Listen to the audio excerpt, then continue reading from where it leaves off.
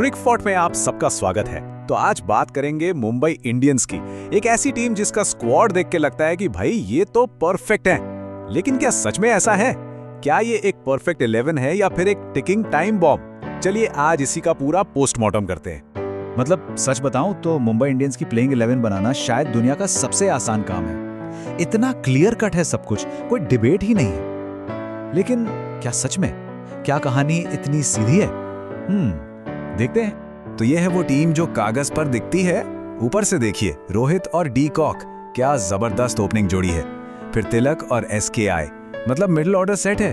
और उसके बाद तो लाइन लगी है, हार्दिक पांड्या, रदरफोर्ड, नमन धीर, ऑलराउंडर्स की भरमार। गेंदबाजी में सैंटनर स्पिन संभालेंगे और फिर आते हैं तीन महारथी, चाहर, बोल्ट और बुमराह। मतलब ऑन पेपर इससे बेहतर टीम सोच सकते हैं क्या? अब देखिए, पूरी टीम में अगर कोई बहस की गुंजाइश है तो वो बस ओपनिंग को लेकर है। एक तरफ है रोहित और डीकॉक की वो केमिस्ट्री जो सालों से चल रही है, जिसने मैच जिताए हैं। लेकिन दूसरी तरफ डीकॉक का वो वर्ल्ड कप वाला फॉर्म है, याद है वानखेड़े में क्या किया था उन्होंने। और वहीं रोहित का आईपीएल फॉर्म थोड़ा ऊपर नीचे रहा है। तो ये एक मजेदार सिरदर्द है मैनेजमेंट के लिए। तो इस टीम का सीक्रेट सॉस क्या है? वो क्या चीज है जो इन्हें इतना खतरनाक बनाती है? वो है इनका इंडियन कोर। रोहित, स्काई, हार्दिक, बुमराह। यार ये सिर्फ एमआई के प्लेयर्स नहीं हैं, ये टीम इंडिया की जान है। और यही वो फॉर्मूला है जिससे मुंबई इंडियंस सालों से डोमिनेट करती आई है। ये 8.5 ये नंबर सब कुछ बयां कर देता है। यह है इनकी बैटिंग की गहराई। मतलब 8 प्रॉपर बल्लेबाज तो हैं ही, लेकिन जब नंबर 9 पर दीपक चाहर आकर आपको 2-3 छक्के मार दें तो आप उसे आधा बल्लेबाज तो गिनेंगे ही ना। और यही डेप्थ है जो इन्हें किसी भी सिचुएशन से मैच निकालने का कॉन्फिडेंस देती है। और इनका मिडिल ऑर्डर, अरे बाप रे। पहले तो 360 डिग्री प्लेयर स्काई, जो कहीं भी किसी भी गेंद को बाउंड्री के बाहर भेज सकते हैं। फिर तिलक वर्मा, जो पिछले 2 सीजन से लगातार मैच जिता रहे हैं। और जब आपको लगे कि अब बस, तो आते हैं क्लच गॉड हार्दिक पांड्या। और तो और नमन धीर जैसा एक साइलेंट किलर भी है, जो आएगा, 10 गेंद खेलेगा और मैच का रुख बदल देगा। ठीक है, बैटिंग की बहुत बात हो गई, जबरदस्त है। लेकिन अब आते हैं गेंदबाजी पर। और यहाँ पर एक सवाल, शायद इस सीजन का सबसे बड़ा सवाल, क्या ये दुनिया की बेस्ट पेस तिकड़ी है? और इसका जवाब हाँ में ही मिलता है। क्यों? क्योंकि इनके पास हर फेस के लिए एक स्पेशलिस्ट है। आपको पावर प्ले में विकेट्स चाहिए, लो दीपक चाहर और ट्रेंट बोल्ट हैं। बीच के ओवर्स में रन रोकने हैं, हार्दिक पांड्या है ना। और डेथ ओवर्स में तो खैर जसप्रीत बुमराह हैं। कहानी खत्म। हर प्रॉब्लम का एक सोल्यूशन। तो इतनी बातें सुनकर तो यही लग रहा है कि भाई इनको कौन हराएगा। बैटिंग में डेप्थ, पेस अटैक, दुनिया का बेस्ट। तो क्या ये टीम अनबीटेबल है? क्या कोई कमजोरी है ही नहीं? कहते हैं ना, हर सुपरमैन का एक क्रिप्टोनाइट होता है, एक छोटी सी कमजोरी जो उसे घुटनों पे ला सकती है।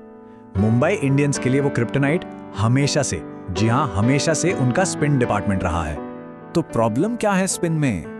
देखिए, सैंटनर एक क्वालिटी गेंदबाज हैं, इसमें कोई शक नहीं।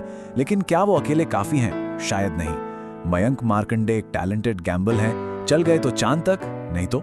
और यही दिक्कत है, कोई एक बड़ा भरोसेमंद आईपीएल स्टार स्पिनर नहीं है। और फिर आपको नमन धीर जैसे पार्ट टाइमर से काम चलाना पड़ता है, जो किसी भी दिन महंगा पड़ सकता है।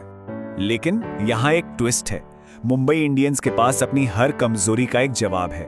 और वो जवाब है इनकी बेंच। मतलब जो खिलाड़ी बाहर बैठे हैं वो भी किसी टीम के स्टार हो सकते हैं। एक नजर डालिए जरा इन नामों पर। Shardul Thakur, Alzarri Joseph, Will Jacks. ये वो खिलाड़ी हैं जो किसी भी और टीम की प्लेइंग 11 में आंख बंद करके फिट हो जाएंगे। और ये यहाँ बेंच पर बैठे हैं। मतलब हर पोजीशन के लिए एक वर्ल्ड क्लास बैकअप तैयार है। सच में ये देखकर बस यही मुंह से निकलता है, क्या मजाक चल रहा है? बाकी टीमों को खिलाड़ी नहीं चाहिए क्या? मतलब ये तो हद ही है। ऐसा लगता है जैसे ऑक्शन में सारे अच्छे खिलाड़ी इन्होंने ही खरीद लिए।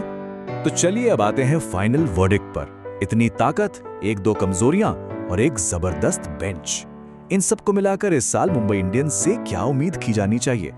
देखिए, सीधा और सिंपल सा जवाब है, इस टीम के लिए टॉप 2 में फिनिश करना ये मिनिमम एक्सपेक्टेशन है। इससे कम कुछ भी नहीं। ये टीम बनी ही है लीग स्टेज को डोमिनेट करने के लिए।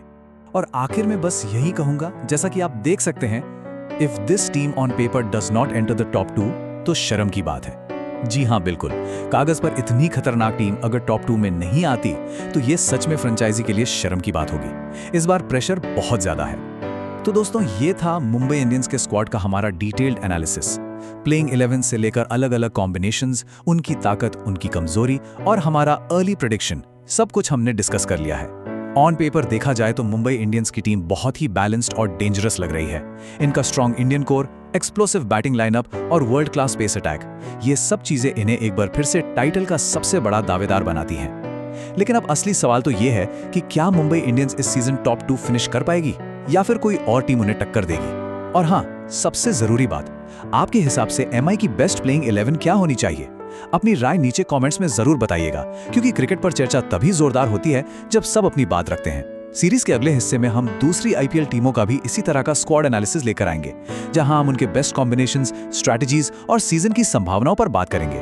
तो आगे के अपडेट्स के लिए हमारे साथ बने रहिएगा। और हाँ, अगर कोई सुझाव हो तो कमेंट्स में बता सकते हैं। क्रिकफोर्ट पर और भी क्रिकेट इनसाइट्स के लिए लाइक, शेयर और सब्सक्राइब करना ना भूलें।